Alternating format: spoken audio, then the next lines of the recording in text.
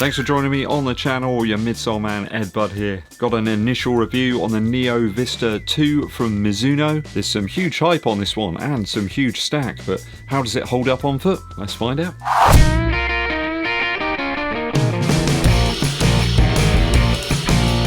Thanks for joining me on the channel, it is always appreciated. Hit that subscribe button and give this video a thumbs up like too. Drop us a comment as well if you're interested in this shoe. Dankeschön. This is one I've picked up with my own cash for review. I got about 308 grams here in my UK size 11. That's about 10.9 ounces. I believe the sample size is quite a bit lower, around 265 grams or 9.3 ounces. In my UK 11, I've got about 48 millimeters of stack height here in the heel is quite considerable, and about 40 mil up front, making for an 8 mil drop. I tend to have about 3 or 4 mil of additional stack on top of the sample size measurements, and that correlates with the 45 mil heel height and 38 millimeter forefoot height as noted on the Mizuno website. Now the foams appear to be a slightly different blend here from the top and the bottom section. You have a plasticky nylon, I think it might actually be fiberglass plate that sandwiches between the two. I'm measuring about sure a 27 across most of the midsole material here. The two sections aren't drastically different from each other. On foot, very compressive and very squashy. It's a wide shoe. I've got about 12.4 centimeters of width up here in the forefoot and about 9.6 here in the heel. It is a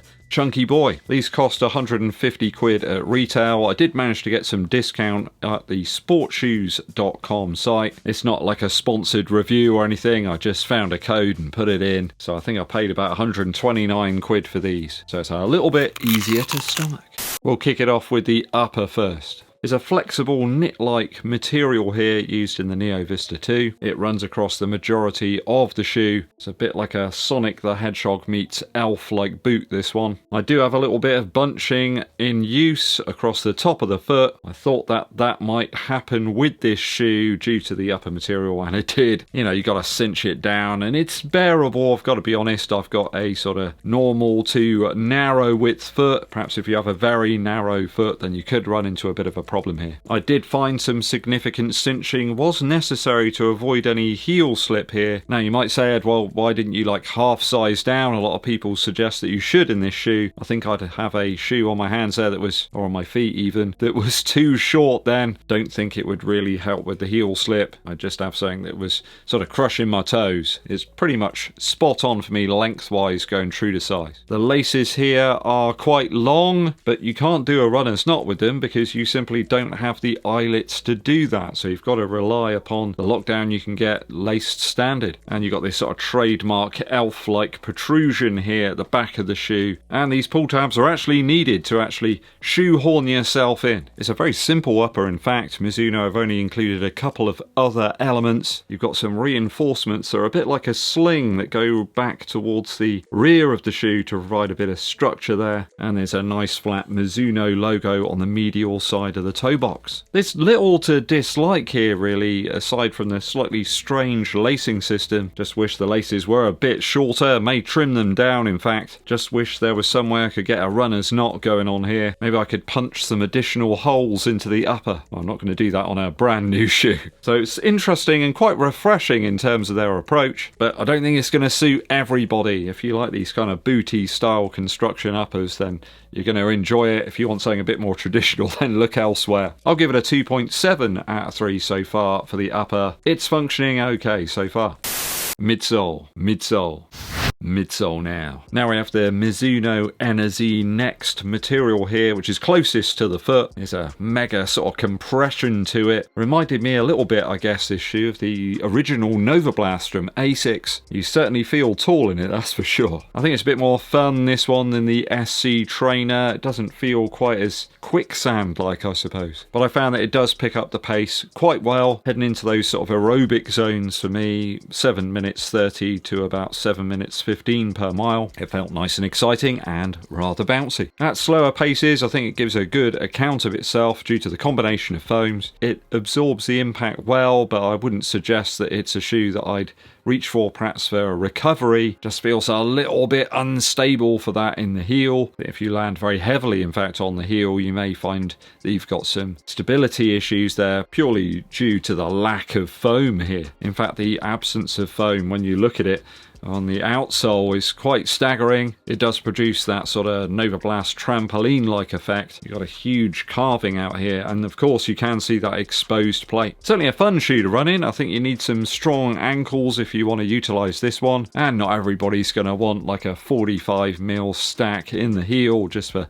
sort of daily running. You know, I'm the guy that really likes the Adios 9 from Adidas, purely because it's quite a low stack shoe. So I like the surface area here. It really is quite considerable in the Neo Vista 2. Though for me, I think it just limits the shoe to a sort of shorter, easier, maybe sort of steady run category. Not sure I've got the ankle strength to do a long run in these. The stack and foam just perhaps a bit too much for me these days. Thus, I think it places the shoe into a sort of daily type category, but a bit too much bulk for out and out speed. I think you'd probably reach for the Adios 9 or the Zoomfly 6 for that. I'll give it a 2.7 out of 3, a higher stack option, but I don't think it's going to be for everybody. Perhaps it's a shoe you can try out in store. Do they have Mizuno stuff in stores? I hope they do. And if you can, go and try it out on foot for yourself.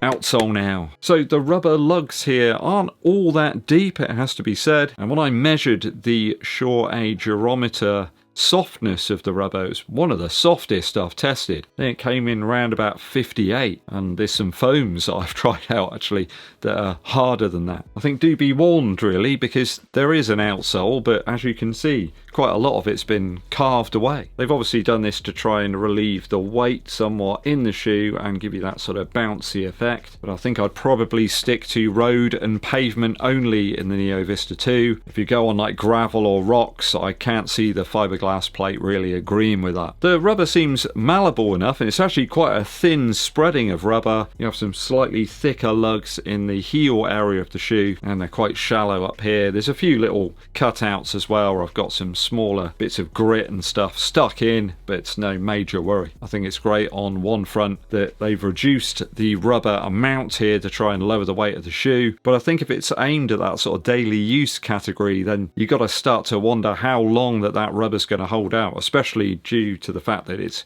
quite soft. I am interested to see how the outsole holds up in some wet weather. It's dry as a bone out there at the moment, no real slick surfaces to test it out on, and of course we're heading into the summer, so the chances of that are diminishing all the time. But it's been good so far, especially on cornering. I'll give it a 2.7 out of 3 for the outsole. Functional, but I do have some reservations.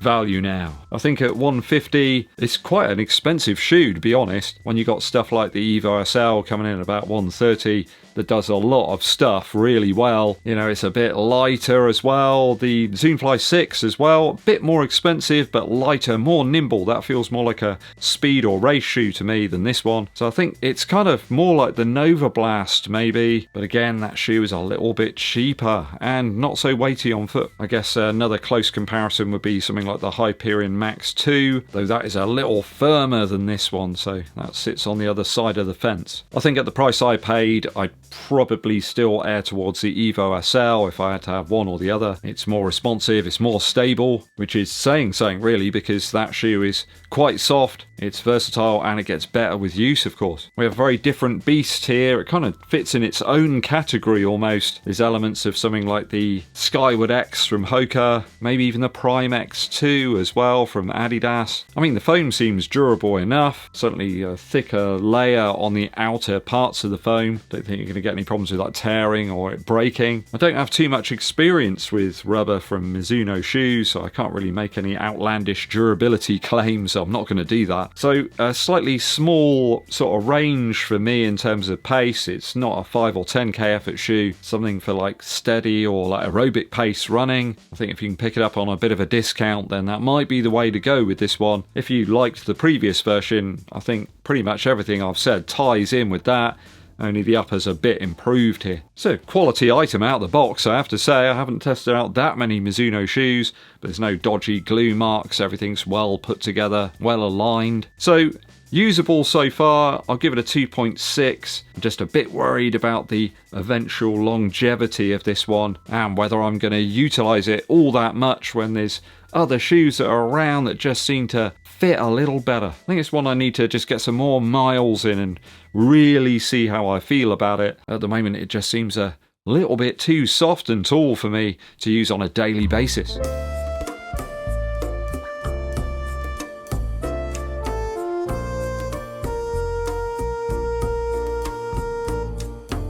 So things I like about this one, it's certainly got a cool, interesting look. I do like the soft midsole from a certain perspective, like on the days I feel old. And it's certainly a fun feel to run in. It also has what I thought was a patent Saucony technology, the garden centre smell. Wow. That reminds me, I need to get some new strimmer wire. Things I don't like as much, the lacing system, it's a little bit constrictive. In the wrong way. The lace length is far too long and I'm not sure about this rubber softness. Are you picking the Neo Vista 2 up from Mizuno anytime soon? Were you a fan of the previous version? Let me know your thoughts and opinions down in the comments. Very quick musical interlude for you. Today from All Our Days That Tear the Heart by Jessie Buckley and Bernard Butler. Now, there's a particular track on this album which is really stand out. Has some beautiful, magical, mysterious chord changes in it, some fantastic acoustic guitar playing from Bernard Butler, and that's the track The Eagle and the Dove. It's the initial track on the album. Everything about it sounds like it's from some film or something. It's a real mystique about the song. It just seems to fit in this special realm and not many other tracks fit there. So a really overlooked album, this one, guys. Go out and find it. It was one of those that I think was written perhaps during the COVID period and then didn't really get to flourish as much as it could have done had, you know, the world been a slightly different place then. One of Bernard Butler's absolute best collaborations, this one with Jessie Buckley. Go and check it out. It's my recommendation of the day. Thanks for joining me on the channel, people. Hope you enjoyed today's review. It's one that the viewers had asked for. Hit that subscribe button and give this video a thumbs up like. Drop us a comment as well to help with that YouTube algorithm. My name's Eddbud and I'll be seeing you